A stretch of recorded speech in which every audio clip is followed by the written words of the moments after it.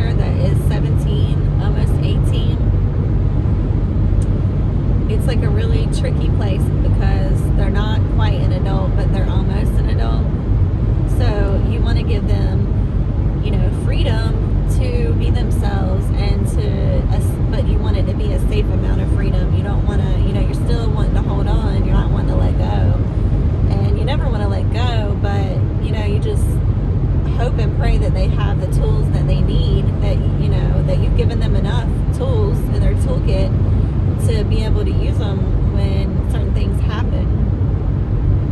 And it's just hard when, they're like, Ari has her car now, and she's driving separate with Tanner, which is cool, because it's like, at first I was kind of like, I don't know if I like this, but it's kind of cool that, she's growing up, and she's finding herself, and, I mean, she's been finding herself, we all are, but, she's getting that freedom and that independence, and in the beginning, it was like really hard for me to accept when she was like 13, 14, 15. Now that she's 17, I feel like we're learning to balance. She's done such a great job of balancing, finding her freedom and independence, and still respecting me and still making me feel, heard and seen, and like she's not just trying to push me away. Because that's when I don't take that very well as a mother. I'm like, oh, no, wait up, But I get it at the same time. Like, she's been up under me for her whole life, so she's ready to branch out. And I get that. I totally get it. It's hard to accept sometimes as a mother. You want your babies with you, and they'll always be your baby. But yeah, you gotta let go sometimes and let people be themselves and let them find themselves. And I am like a helicopter mom, because I think we all worry as moms. We all worry, but we gotta have that faith that they have what they need, and most importantly, they have God. God is looking over them. God is their father. So God, can be there when you're not. So that relationship is so important. And I love that in church this morning, me and Ari were sitting together in church, and Ashton and Nora were in kids' church, and I love that what the preacher was talking about. He was, just talking about a couple things that I've been telling Ari, and she just kind of looked at me, and it was like an understanding. It's different. It hits different when other people tell them things that you've been telling them. Sometimes they need to hear it from someone else, and God will use different people to, so that they can receive it a different way. And I feel like that's what happened, and I'm just thankful. I mean, I know she receives things well from me, but, she hears me talk all the time about God and how important it is and all that, and it was just cool. But, yeah, if anyone else has a 17-year-old or somewhere around there, y'all feel my pain.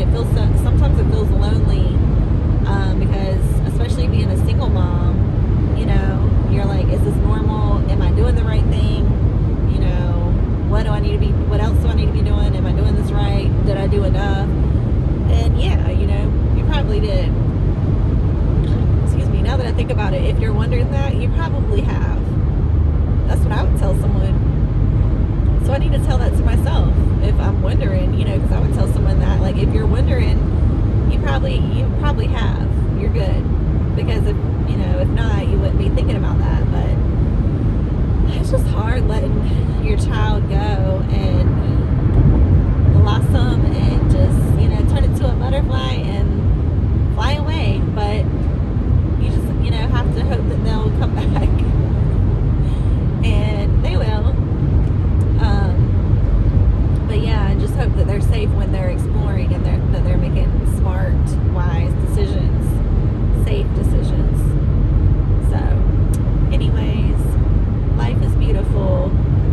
It's got so many ups and downs and in-betweens, but it's just so beautiful when you have God in your life, a relationship with God. It just makes everything so much better.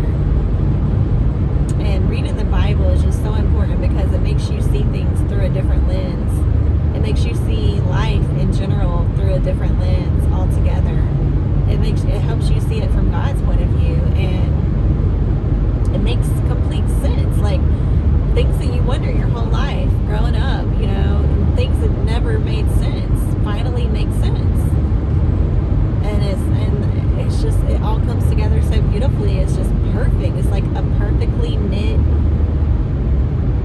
I don't know, it's just beautiful. God is beautiful.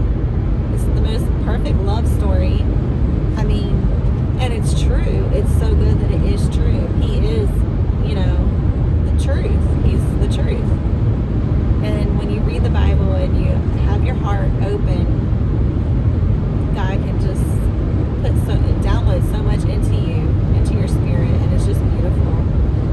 I love him, and I'm so thankful that he opened my eyes and allowed me to see things differently, because I lived my life, a long part of my life, I lived seeing life through a different lens, and it was just my own. It was, and you know, it was more so like influenced by the devil, which I didn't realize that, but now I do. And so now it's just so much clearer, and I don't know, it's just beautiful. But anyways, I'll talk to y'all later. This is a perfect time for me to be, you know, getting my thoughts and stuff out, but I'm gonna jam out to some music real quick.